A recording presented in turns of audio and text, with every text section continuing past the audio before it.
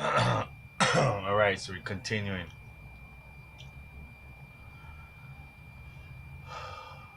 So, at the same time, he recited a prayer addressed Ka Oho Hioka Kala, similar to the child of God. The baby began to move and make sounds and soon came to life. Most interesting of all was Kapie's prophecy, spoken about 3 years before. Christian missionaries arrived in Hawaiian Island with babies and scriptures, with Bibles and scriptures. The ancient kapu will be overthrown, he said. He said the heiau and the altars will be overthrown and the images will fall down. God will be in the heavens. The islands will unite. The chiefs will fall. And those of the earth, the lesser people, will rise.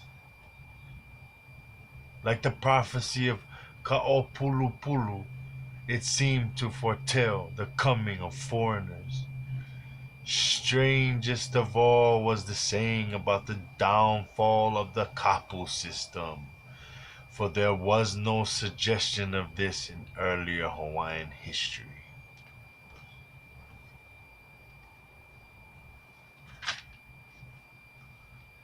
Now we're going to Hewa.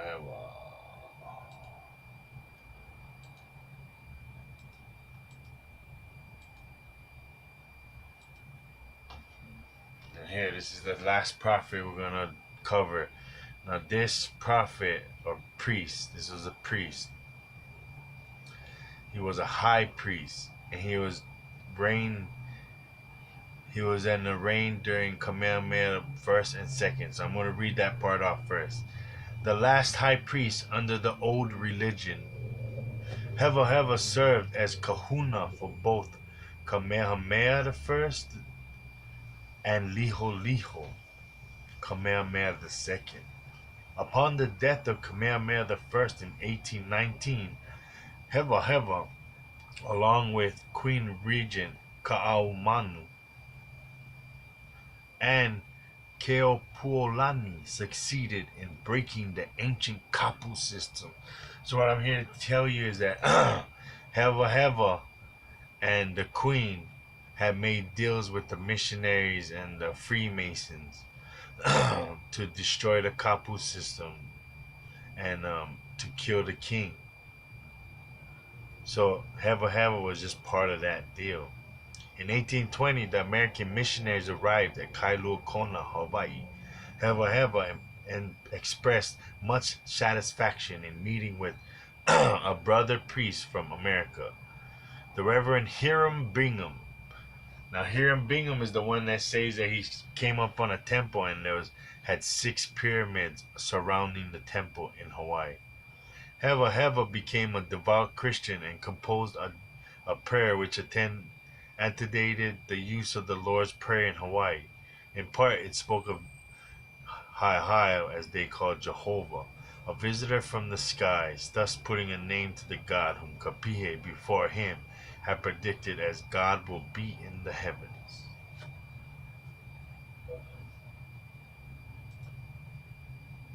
Now, if you look at this, the highest kahuna under Kamehameha the First and a direct descendant of Pa'o. And Pa'o is a big name too. We're going to be looking at.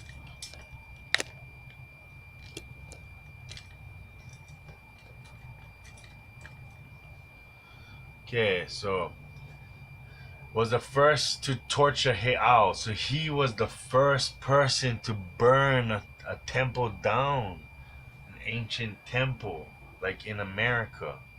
When the kapu was broken, he said, I knew the wooden images of deities carved by our own hands could not supply our wants. Of course, because we're not supposed to have images of deities. But we worshiped them because it was the custom of our fathers. But if you look and research, it didn't go back that far. Before the 1300s, we never have these many deity images in wood for our people.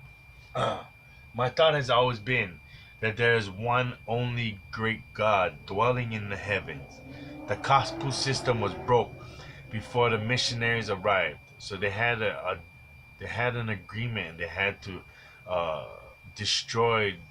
You know how like we go into Iraq and we destroy the leaders and we just disrupt the communities and we make it in a disarray and then we come in. That's what they were doing.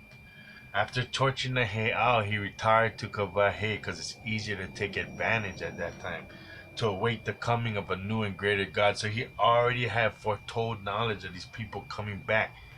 Look, he did what he had to do and he just waited for them to arrive so he could say, look, these are the people that will help us. When the missionaries arrived, he was there to greet them, telling all who would listen that these who were coming would tell them of this new God, which is not a new God. It is an old practice for us. As you can see in the book The Cry of the Huna, where it outlines the Nakumolipo, which is Genesis in Hawaii, and the Pukaana, which is Exodus in Hawaii. It goes all over the gods and all the history. We got the book by the late King Kamehameha. And in this book, let me just fast forward these pages real quick. Okay. It's called The Legends and Myths of Hawaii by King Kalakaua. Okay, and it says in here that the legends are of a little archipelago which was unknown to the civilized world until the closing years of the last century, and of the people who for many centuries exchanged no word or product with the rest of mankind, who had lost all knowledge, save the little retained by the dreamiest of legends of the great world beyond their island home, whose origin may be traced to the ancient Cushites of Arabia, and whose legend repeats the story of the Jewish Genesis. So I have another book that the Caucasoids or the Caucasians, when they came, they're like, oh, they talking about Jewish religion and Jewish customs. They must have had heard this somewhere. Who developed and passed through the age of chivalry, somewhat more barbarous, perhaps, but scarcely less affluent in deeds of enterprise and valor than that which characterized the contemporaneous races of the continental world, whose chiefs and priests claimed kingship with the gods, and step by step told back their lineage not only to him who rode the floods, Noah, but to the sinning pair, Adam and Eve, whose re-entrance to the forfeited joys of paradise was prevented by the large white bird of Kane, the archangel, who fought without shields and went to the death without fear, whose implements of war and industry were of wood, stone, and bone, yet who erected great temples to their gods and constructed barges and canoes which they navigated by the stars, who peopled the elements with spirits, reverenced the priesthood,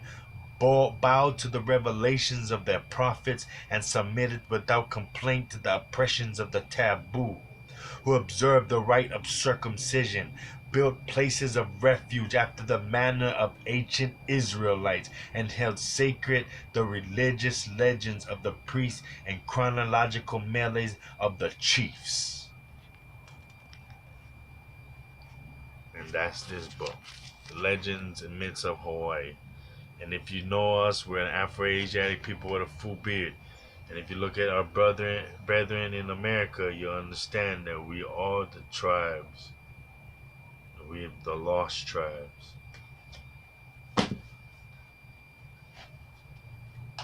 Okay? I'm just gonna play this real quick. Fair use, homos, Homo sapiens.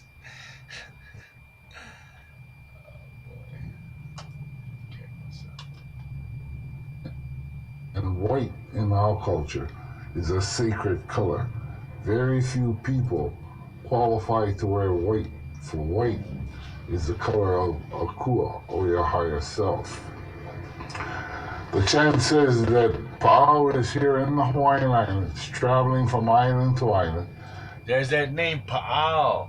So that one prophet is related to the tribes who had came in and brought in idol worshiping. Right? So those idol worshiping was his creation, his family creation, that they had thrusted upon our people at one point.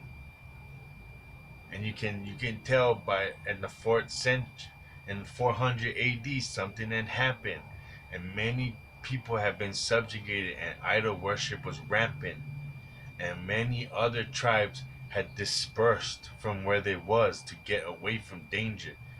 And this is what I believe the Hawaiian story is, and I'll get into that later. Gathering information about each of the islands, information such as the most fertile soils on the island, type of crops that are grown in these soils, source of fresh water, best fishing grounds, type of fishes that are caught, safe harbors. When Pa'au has gathered up all this information about each of the islands, according to this chant, he disappears for several months. It is the island of Lanai, which is south of us, that wakes up one morning and looking south on the horizon, they see the horizon red. It is Pa'au returning to Hawaii, this time with an army from Tahiti. And they also know that Pa'au is from Tahiti because he has 2 bodyguards with him, which indicate that he's from a warrior society. The Hawaiians, they were not a religious agricultural society. They were a spiritual agricultural society. They did not worship the so-called deities that the Hawaiians speak of today. This is all brought in by Pa'au and the Tahitians. They begin to invade the islands of Lanai, Maui, and Hawaii, and the native Hawaiians on these islands, in fleeing their island, heading for the island. And this is the year 1300s in those years, okay, to give you a time stamp. Of Kauai and safety, stops here, warns the Ohana, or the people of Molokai, as to what's happening on their island.